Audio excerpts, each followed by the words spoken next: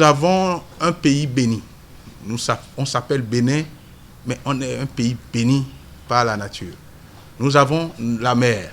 Nous avons 150 km, 140 km de mer, de côte. Et sur cette côte, on peut faire beaucoup de choses. Mais nous avons un petit port, pour l'instant.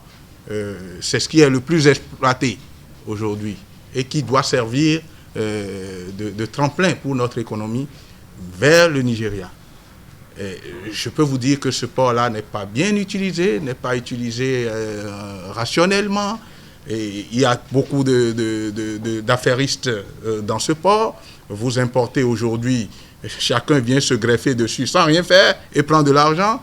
Et avec cette allure, on ne peut jamais aller de l'avant. Quand vous regardez de ce côté du Nigeria et Bénin, on a une frontière du sud jusqu'au nord. On a un voisin qui est à 200 millions. Les gens parlent de 170, 180 millions. C'est pas vrai.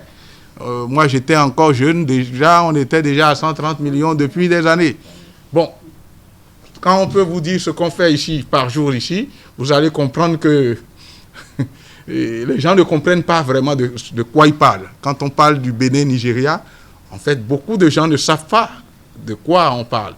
Nous avons 800 km de frontière avec le Nigeria. Ça, c'est plus que tout. Le Bénin doit être considéré comme Hong Kong à côté de la Chine, mais en miniature. C'est la première puissance économique de l'Afrique. Ils l'ont caché pendant des années, mais ils ont été obligés l'année dernière de mettre ça à jour. Tout le monde le sait maintenant. Et il se fait que c'est une puissance qui a des ressources minières, qui a le pétrole. Et pourquoi parlons-nous de Nigeria-Bénin? Il faudrait que dans notre tête, qu'on puisse penser que nous sommes des Nigérians. Et c'est pas faux. Quand vous regardez toutes nos frontières, c'est les mêmes dialectes qui se parlent. Il est arrivé un jour, quelqu'un est venu et dit, ça s'appelle Bénin, ça s'appelle le Nigeria. C'est les normes. On fait avec, mais on n'en profite pas. Parce que je ne peux pas avoir un pays voisin qui est très très riche et que je dise que je ne peux pas avoir une croissance à 1000, on est à 1000 milliards de budget et dire qu'on ne peut pas avoir deux chiffres. C'est un gros problème. Tout dépend de comment nous sommes formatés aussi. Et donc, le Nigeria, pour nous, c'est une aubaine et un gisement d'or et de pétrole intarissable. Parce qu'ils sont là. Ils seront 400 millions dans 20 ans. Alors, nous-mêmes, on va accroître un peu, mais ils ont encore le pouvoir d'achat. Et on peut rentrer autant de fois qu'on veut au Nigeria par jour. Nous avons un pays en or. Il faut juste que nous jouons notre rôle de chef d'entreprise, mais que ceux qui nous dirigent nous écoutent parce qu'ils ne savent pas faire ce que nous faisons. Nous non plus, on ne sait pas faire la politique.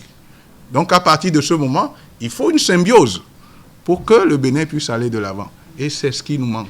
Mais on va y arriver. Chacun, à son niveau, doit pouvoir faire quelque chose. À partir du moment où les solutions sont connues, on doit apporter, les problèmes sont connus, les solutions, on doit pouvoir les... Mais les solutions sont connues aussi. Il faut juste aller chez ceux qui ont les solutions pour les résoudre. Donc, n'ayez crainte de rien, que personne ne vous fasse peur. Vous verrez, d'ici là, si on peut avoir une croissance à 2 chiffres ou pas. Comme vous étiez sur le sujet du Nigeria, je propose qu'on aille par thème. Il y a eu une question sur la crise énergétique et le carburant, l'essence frelatée.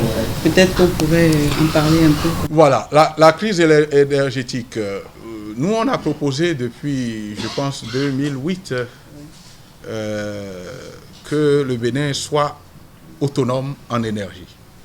Je n'ai jamais vu. J'ai eu des gens qui m'ont combattu en ce moment, qui ont dit non, c'est l'État qui doit faire l'autonomisation de l'énergie, de notre dépendance en énergie. J'ai dit, là, vous êtes peut-être à 40 ans en arrière encore, quoi. Vous n'avez rien compris. Et maintenant, vous voyez, ça nous a rattrapé. C'est le serpent qui se mord par la queue. Maria Gleta, on était prêt à faire ça en beauté. on a écrit, les courriers sont encore là, nous avons une seule sortie du gaz. Nous avons dit, pour commencer, comme on a cette sortie, on va essayer de mettre des turbines là. Et chaque année, on se proposait d'aller entre 20 et 40 mégas supplémentaires. Les courriers sont là. Mais on a eu des techniciens qui nous ont sorti le besoin du Bénin à l'époque qui était de 110 mégas. Mais c'est là où j'ai compris qu'on était mort, quoi. On a des gens qui ne comprennent rien. Au moment où nous, on avait déjà un besoin qui était déjà à plus de 300 mégas, un conseiller en énergie disait cela. Et on s'était entendu pour que ce soit le privé qui produise. Mais ce que nous avons ajouté en plus pour que nous n'ayons pas ces problèmes-là, nous avons dit, nous allons produire, nous allons utiliser le transport qui existe d'abord, au départ, mais nous allons distribuer avec la aide de SBE. À savoir que nous prenons la majorité de la distribution parce que nous ne sommes pas en confiance. On ne peut pas produire pour des gens qui ne savent pas gérer. C'était l'approche. Et ça ne sera que l'approche qui va sauver le Bénin. Vous allez voir, pas fini, ils viendront un jour, ils reviendront un jour là-dessus. Mais malheureusement, les autres pays avancent. Chaque jour que nous perdons, c'est beaucoup d'argent et beaucoup d'emplois que nous perdons. Donc, pour la question de l'énergie, on peut la résoudre, mais on ne la résout pas en un jour. On peut aller tout doucement, mais en 5 ans, 6 ans, normalement, on ne doit plus... C'est un petit pays, le Bénin. On ne doit plus parler d'énergie. On peut avoir une énergie à un coût un peu plus élevé, mais ce ne serait jamais plus élevé que ce que nous observons aujourd'hui. Parce que les transports d'énergie sont mal fichus, et ça fait qu'aujourd'hui, même quand vous n'utilisez pas, on vient vous donner des factures exorbitantes. Donc, à partir de ce moment, la chose est faisable. Ne soyez pas pessimistes. Il faut juste qu'on nous demande de jouer notre rôle et qu'on nous protège. On ne va pas amener des investisseurs et un jour on va dire c'est fini, vous dégagez. Intérêt public. Qui parle d'intérêt public que l'autre? C'est le gouvernement ou bien c'est les privés? Puisque je viens de vous dire à l'énoncé que toutes les recettes qui sont faites tous les ans, c'est le secteur privé. Il faut juste tout faire pour que nous puissions vraiment capter le secteur informel, qui n'est pas mauvais. Il faut juste le capter pour qu'il puisse devenir formel. Mais si vous mettez des impôts, des tractations, du racket en place, comment vous pouvez avoir l'informel dans le formel? Ils ne vont jamais se formaliser. Ils préfèrent rester dans leur coin tranquille et puis évoluer. Alors, l'appréciation du cadre juridique béninois. Non. Le code des investissements.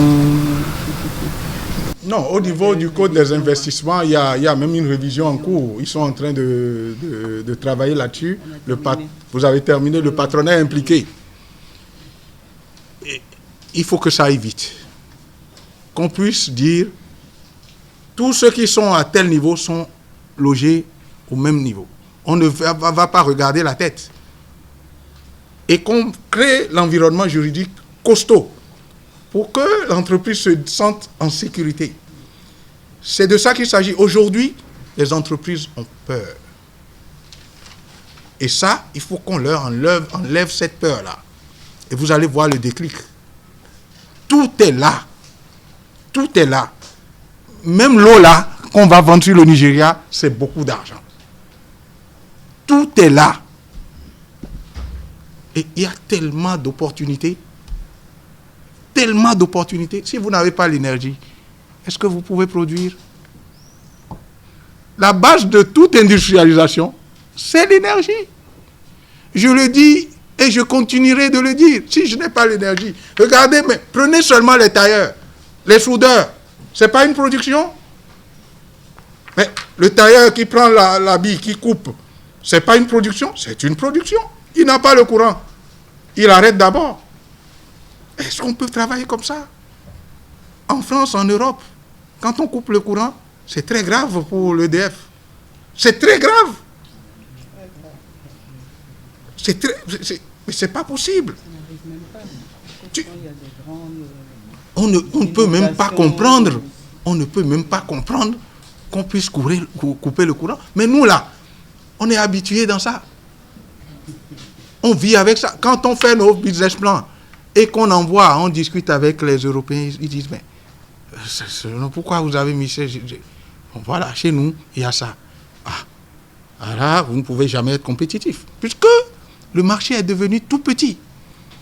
Si les autres n'ont pas ces coûts et que vous les avez, comment pouvez-vous être compétitif?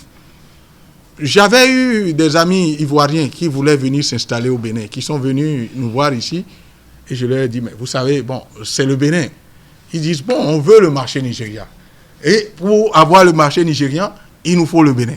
Je dis, oui, bon, d'accord. Bon, et parce que vous êtes plus intelligent que les Béninois, vous croyez? Bon, si nous, on n'a pas fait depuis, vous pensez que c'est parce qu'on ne sait pas faire? Bon, l'électricité, l'énergie, ça n'existe pas chez nous. Ils disent comment, ça n'existe pas comment. Je dis, bon, je leur ai donné les éléments. Tous se sont allés investir au Ghana. Parce que le Ghana avait de l'énergie en excédent. Mais dès qu'ils sont allés là-bas, le Ghana est devenu déficitaire. Et c'est là les problèmes que nous avons, puisque le Ghana nous vendait de l'énergie. Donc, la priorité des priorités, c'est l'énergie.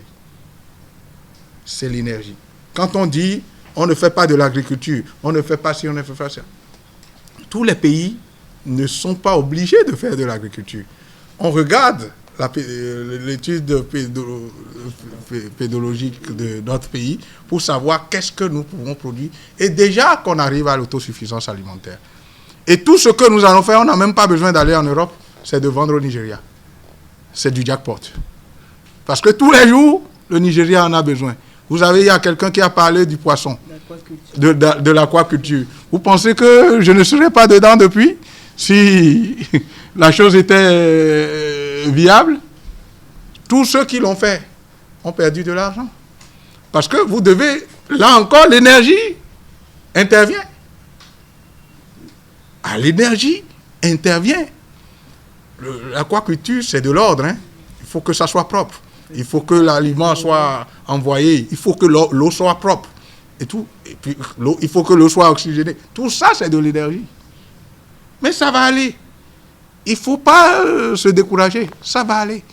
C'est juste une petite impulsion qui va venir et qui peut-être viendra d'ici là et qui est en train d'arriver. Parce qu'on travaille. Franchement, depuis, disons, 6-8 mois, on commence par bouger, quoi. Mais sans bruit. Sans bruit. Et on va y arriver. Je suis persuadé qu'on y arrivera.